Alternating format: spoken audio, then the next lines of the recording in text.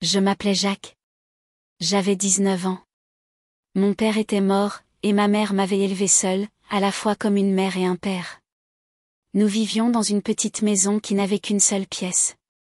La nuit, je dormais avec ma mère. Le temps passa, et j'avais maintenant 11 ans. Quand je sortais dans la rue, tous les gens du quartier me demandaient des nouvelles de ma mère. « Comment va ta mère ?» J'étais étonnée. Pourquoi tout le monde s'inquiétait-il autant pour elle? Quand je sortais avec ma mère, tout le monde la regardait d'un air étrange. Une nuit, alors que je dormais, quelqu'un jeta une pierre sur la fenêtre de notre chambre, près du lit, brisant la vitre. Ma mère et moi nous réveillâmes, effrayés. Soudain, je ne sais pas ce qui l'a mis en colère, mais ma mère me dit, « À partir de demain, tu ne dormiras plus avec moi, mais dans le salon. » J'étais surpris par ces paroles. Je ne savais pas qui avait cassé la fenêtre, mais elle déversait sa colère sur moi.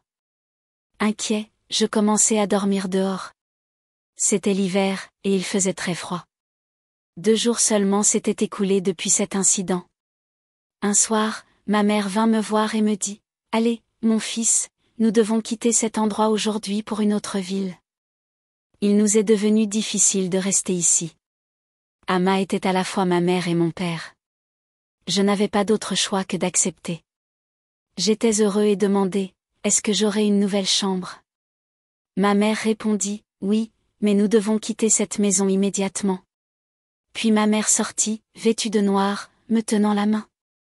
Elle portait un grand sac dans lequel elle avait rangé tous ses bijoux, son argent, et le reste. Une voiture était garée au loin, peut-être nous attendait-elle. Je vis que le chauffeur démarra dès que nous nous assîmes, sans poser de questions. Cela signifiait qu'il connaissait ma mère. La voiture partit en direction de la ville. Nous nous installâmes dans une autre maison le soir même.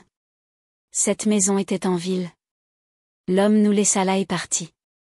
Mais la relation de ma mère avec cet homme semblait étrange. Quoi qu'il en soit, la maison où il nous avait laissés était une bonne maison. Je demandai à ma mère, « Y a-t-il un danger pour nous ici ?» Elle me regarda. J'étais assis sur une chaise, les observant. « Qu'est-ce que c'est que tout ça ?» demandai-je en pleurant. « Tous mes amis sont restés au village, mon fils.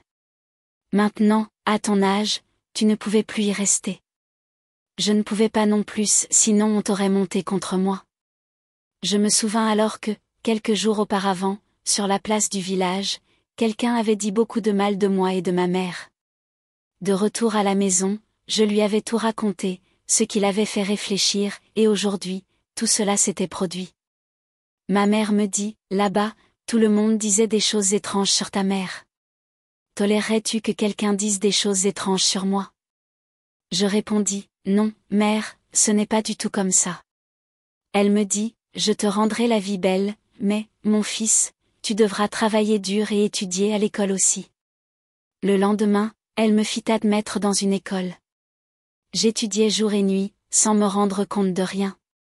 Mais d'où tirait-elle l'argent pour la maison? Je l'ignorais également. Des pensées étranges sur ma mère me venaient souvent à l'esprit quand j'y réfléchissais. Ma mère me forçait à dormir dans ma chambre. Je ne trouvais pas de réponse à ces questions. Elle ne me laissait plus dormir dans sa chambre. Un jour, je commençai à étouffer dans ma chambre. Je sortis et vis ma mère couper des légumes. Je lui dis que je voulais aller sur le toit, mais elle m'en empêcha. Elle me dit, « Mon fils, maintenant que tu as grandi, il y a un problème de rideau dans la maison d'Accent grave côté. Avant que quelqu'un ne se plaigne de toi, ne monte pas sur le toit. » Mais ma mère était en colère. Pourquoi exerçait-elle tant de contrôle sur moi? Quand j'insistais pour aller sur le toit, elle dit, « Mon fils, tu ne peux pas y aller maintenant. Essaie de me comprendre. » Je me mis en colère contre elle et retournai dans ma chambre. Mais ce jour-là, j'étais très mal à l'aise. Je voulais savoir pourquoi elle m'interdisait de faire de telles choses, et j'étais vraiment nerveux. Au bout d'un moment, je me relevai et allai dans la chambre de ma mère. Quand mes yeux tombèrent sur un autre lit, je m'assis là. Je dis, « Maman, j'étouffe, je veux parler. » Je remarquai à nouveau 4 oreillers sur le lit. Après avoir regardé attentivement, je demandai, « Pour qui as-tu gardé ces oreillers ? Il y a un vrai lit ici, et des oreillers aussi. Ma mère prit peur en entendant mes paroles et dit, mon fils, je les ai gardés comme ça. Mais pourquoi? Qui dort sur ce lit? Tu ne me laisses pas entrer dans ta chambre. Ma mère commença à se fâcher contre moi à cause de mes paroles qu'elle jugeait stupides. Elle doutait de moi. Mon fils, j'ai gardé ce lit pour une raison. L'âme de ton père y est attachée. Ne sois pas si méfiant envers ton père et ta mère. Mes doutes grandissaient. Chaque fois que je voyais quelque chose de nouveau chez ma mère, tous les souvenirs du passé s'effaçaient. Ce jour-là encore, je commençais à douter de ses paroles. Je me demandais pourquoi elle avait un autre lit dans sa chambre. Elle pouvait dormir sur un seul lit. Alors, Dieu sait pourquoi elle avait un autre lit et dormait là. Bref, je me tus. J'avais décidé de surveiller aussi les autres affaires de ma mère. J'irai aussi sur la terrasse. Mais avant cela, un incident m'arriva qui me perturba, et la vérité de ma mère éclata au grand jour. Ces jours-là, pour aider ma mère, je commençais à travailler dans un atelier. Je ne connaissais aucun autre travail, car je le faisais surtout. Mais maintenant, je voulais apprendre des compétences et gagner de l'argent. J'étais le moteur de ma vie. Je voulais gérer la maison facilement pour ne rien faire d'autre. Je ne voulais pas être un fardeau. Je ne savais pas comment ma mère gagnait de l'argent. Je ne découvris ce secret que ce jour-là. Mais je voulais absolument savoir pourquoi elle avait besoin d'argent. Elle comptait chaque centime, car elle en avait peu. Son problème de santé était que tous les bijoux de la maison traînaient. Elle n'avait pas vendu un seul bijou. Au contraire, elle avait commencé à les porter, et chaque fois que je la voyais heureuse, portant des vêtements colorés, je pensais qu'elle n'était pas veuve du tout. Les veuves vivent différemment. Elles portent des vêtements blancs ou clairs, elles sont souvent tristes, du moins, je l'avais vu dans mon village. Mais ma mère s'habillait complètement différemment. Elle ne se laissait jamais abattre. Elle appliquait du kohl sur ses yeux, du henné sur ses mains et ses poignets point avant, je gardais ses bijoux. Je n'écoutais même pas ses paroles. Mais ce jour-là, un autre incident se produisit qui m'attira encore plus vers ma mère.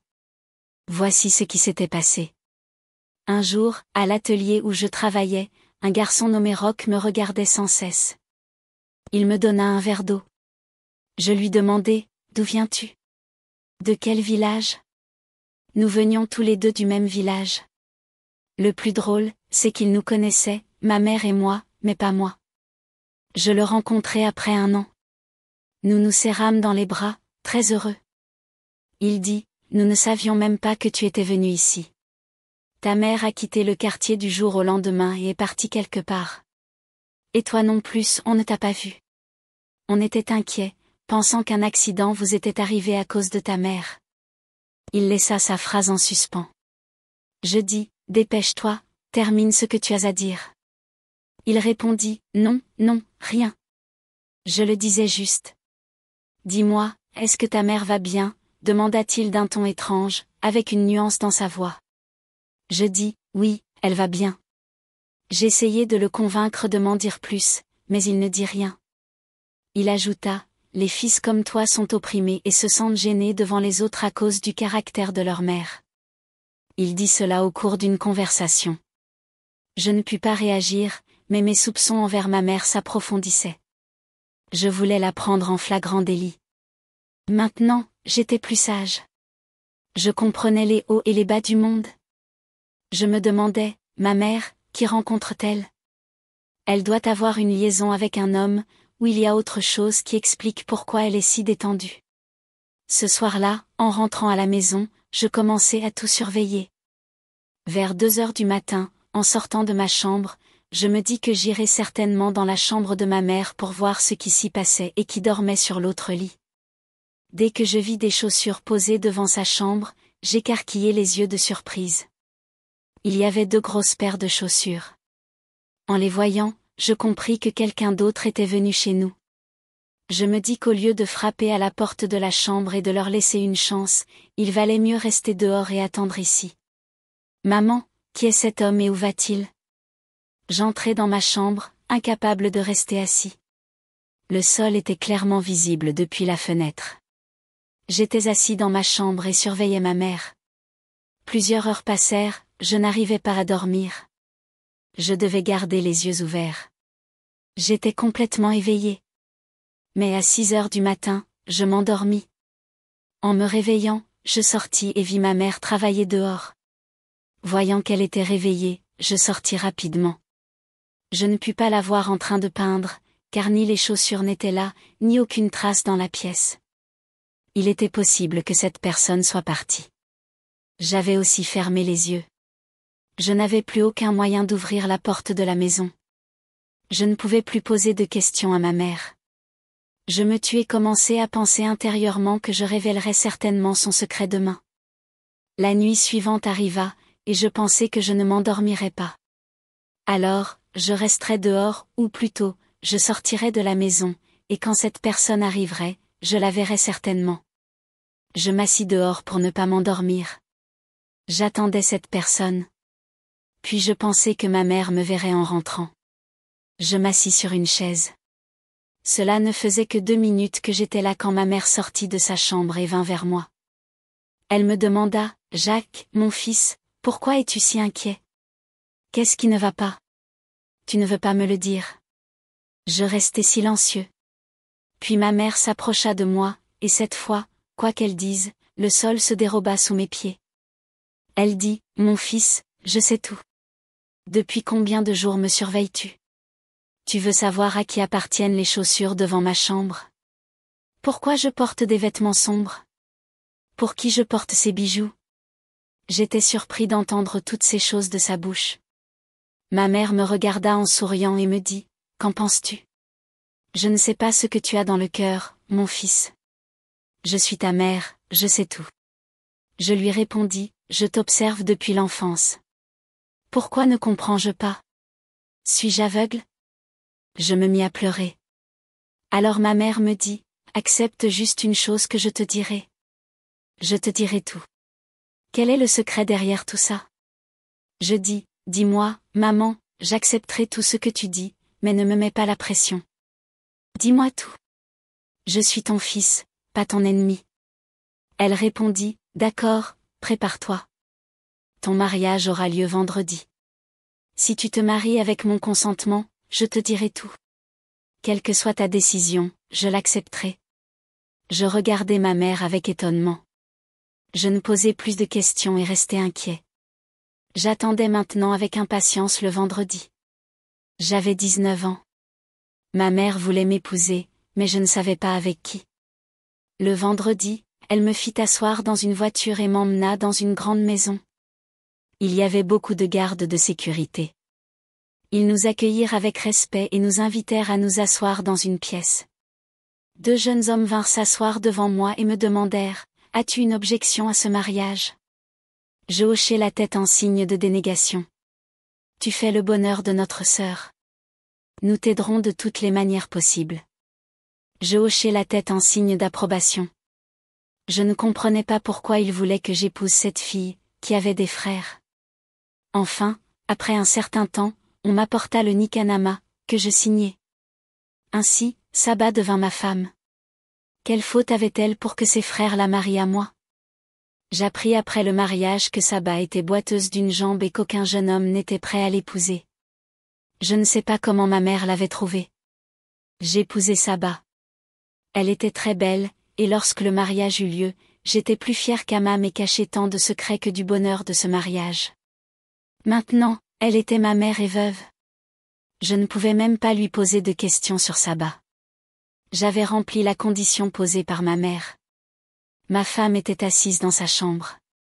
Je suis allé voir ma mère et lui ai dit, « Révèle-moi tous les secrets, sinon je ne t'écouterai pas non plus. » Après avoir écouté, elle dit, « Viens ici, mon fils.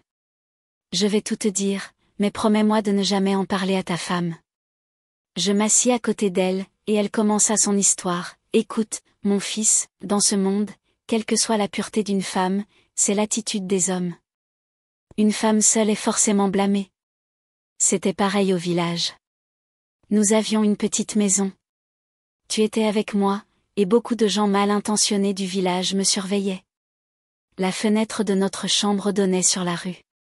De cette fenêtre vitrée, nous ne pouvions pas voir, mais on savait pertinemment combien de personnes étaient dans la pièce. Quand nous étions mère et fils, des gens malhonnêtes nous regardaient de travers et pensaient dans leur esprit malicieux qu'un homme était présent avec moi la nuit. Ces gens me considéraient comme une mauvaise femme. Un jour, ils ont brisé la fenêtre.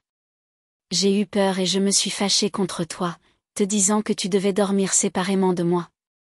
Mais quand les gens ont commencé à dire des choses étranges sur moi, je t'ai emmené en ville. Ici, j'ai épousé un homme par pure impuissance. C'était quelqu'un de très bien et de très honnête. Je ne l'avais épousé que sur papier pour être protégée et ne plus être considérée comme célibataire toute ma vie. Je portais des bracelets et des bijoux pour pouvoir dire à toutes les femmes qui venaient ici que j'avais un homme et que je n'étais pas une veuve. C'est pourquoi les femmes ne m'ont jamais considérée comme impuissante. Toutes les femmes qui viennent ici ne sont pas innocentes et honnêtes. Il y a aussi des ruses en elles, et les hommes mauvais sont partout. Ils s'en prennent à toutes les femmes. Mon Dieu, même la nuit, je racontais une histoire, je ne suis pas veuve, je suis mariée. Mais, mon fils, ne t'inquiète pas pour cet homme qui m'a épousée sur papier. Sa première femme est décédée. Il vient me voir de temps en temps, reste ici et me donne aussi de l'argent pour mes dépenses mensuelles. Cet homme m'a beaucoup protégée. Quant à ses chaussures, je les gardais devant la porte tous les jours pour que chaque visiteur sache qu'il y a un homme dans cette maison. J'espère que tu as trouvé les réponses à tes questions. Je n'ai jamais laissé ton amour-propre en souffrir. Et la fille que tu as épousée est la fille de cet homme. Ta femme est très belle, mais personne n'était prêt à l'épouser. J'ai marié cette fille avec toi après avoir été déçu. Si tu as encore des doutes sur ta mère, va te renseigner auprès de cet homme. Je n'ai jamais épousé personne jusqu'à présent. Je ne l'ai même pas regardé. J'ai été bouleversée après avoir entendu les paroles de ma mère. Je dis, Amma, je me suis mariée. Tu as rempli ton devoir. Si tu veux, je peux te laisser vivre ta vie. Je ne suis pas triste au point de gâcher ton bonheur et de consoler ma nuit de deuil. En entendant mes paroles, ma mère se mit à pleurer et me dit, Mon fils, je ne te laisserai pas seul et n'irai nulle part, mais tu ne devrais plus jamais douter de moi. Ta mère se bat seule contre le monde, mais celui pour qui je me bats, c'est toi. Si tu doutes aussi de moi, je m'effondrerai.